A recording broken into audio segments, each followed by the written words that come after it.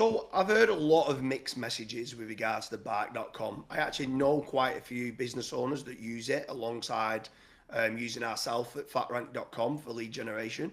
And they say that it works. Like they say that they purchase leads and they know that it's shared leads, but they're very, very, very good at conversion. And Hmm. they feel like they've got a better offer than the competition. So that they know they don't mind having share leads where at like fatrank.com it's exclusive leads. You can probably charge that little bit more. It's not a race to the bottom on price, but they're happy with knowing that they're going to get the shared leads and it's working well.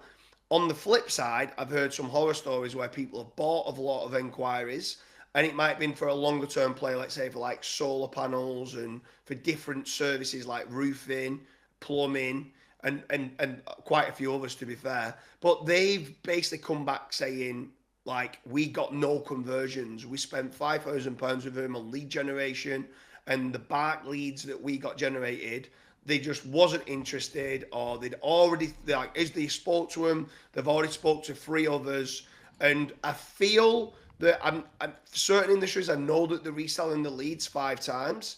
So then you're up against five other people. So unless you've got an amazing offer and a great sales funnel, and you're not shy of beating competition on price, then I'd say be careful. Yeah, definitely. Like I personally don't like beating people to the bottom. Like I like good profit margins, and I just feel like in some cases, or from the stories that I've been told, especially when it comes to like the reselling leads and stuff like that, I personally don't like that. I like exclusive leads. Now that being said, there might be a couple reasons as to why you might decide to still go with Bark. So, for example, it might be that certain time of the year. There might be different seasons that your business is actually going in or coming out of season, and you might say, "Well, actually, do you know what? I don't mind spending a couple £1,000 a month on Bark, even if it is at low net profit margins, just to keep the guys with the vans busy and stuff like that." So, in some cases, it can make sense to go with Bark.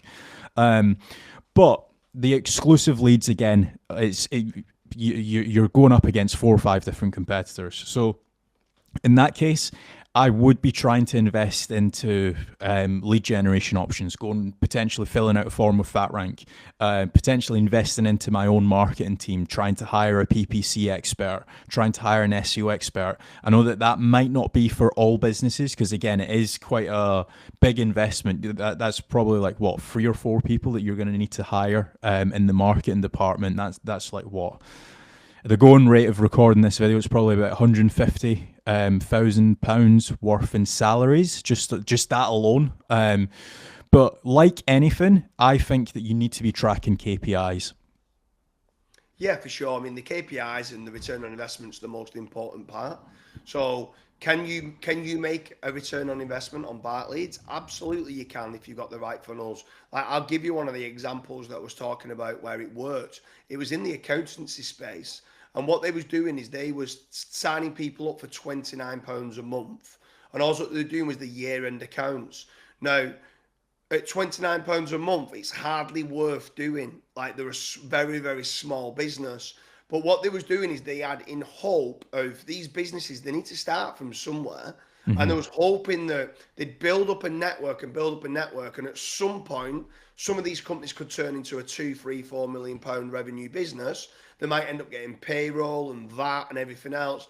And they kind of did it as almost like a lost lead, get them on, be very cheap on the front end, knowing that the upsells and the cross sells further down the line could be good. But like you said, you need the right funnels. But in general, as a business owner, the KPIs are the most important part. Are you going to get a good return on investment if they are not on a recurring revenue model? If it's a one-off roofing job or anything like that, no. Like you said, it's a race to the bottom on price. At that point, I'd want to do what you said. Do a little bit of SEO, a little bit of PPC, team up with a lead generation company, and then physically then try to go and make my fast money today. I'm generating leads today, and tomorrow I'm building up my whip, I'm building up my online presence with SEO, and then you're doing both slow money and fast money. Yeah. So a little bit of a question for you. let's say you have got £3,000 a month to invest into marketing. You understand that marketing is your problem. You need more inquiries. You don't want to just solely rely on word of mouth marketing because, again, it's very difficult to scale that. So you want to just be seen, right? And you want to generate high quality leads that will end up converting for your business. What's your go-to strategy? Let's say you're a solar business, you're a solar panel installer in Manchester. So the first thing I would do is I'd go over to, obviously I'm slightly biased, but I'd go over to flatrank.com, right? You've got nothing to pay up front, you fill in your details, and quite a few companies don't qualify. But if you do qualify, it's a no risk supply of inquiries. You just pay on the jobs that you convert. So that's the first thing I would do. And until I got the response from fatrank.com, I wouldn't go looking to spend any money yet because I would wait for the audit. And when the audit comes back, the audit will say where they like fail or where they're not great at present. Now that could be the website, they don't even have a website and they need to go and buy a website. It could be that they do have a website, but the conversion rate of the website isn't good. So they shouldn't be spending money on pay-per-click with Google AdWords and they need to get a new one being designed. It could be that they don't even rank for the brand and they need to improve the SEO. It could be they don't have enough testimonials or case studies. There's lots of different things that they could be doing. If they've got everything lined up, they've been going, let's say, 10 years, they do 2 million in revenue a year, they're a commercial solar company, they do kind of get accepted by fatrank.com, you still have your £3,000 a month to spend on marketing because you only pay that on the back end. At that point, I would be spending maybe a third of my money on SEO and doing case studies, doing testimonials, maybe a third of my money on PPC and a third of my money on social media ads. And that's kind of where I'd be going initially. And I'd run that for 3 months. And then I'd quickly then track what's getting me the best return on investment. And then I'd start doubling down. If social media didn't work very well, I'd put more into PPC if that was working. If neither one of the paid ads was working, I'd put more into SEO and try to start delivering that for long-term gains.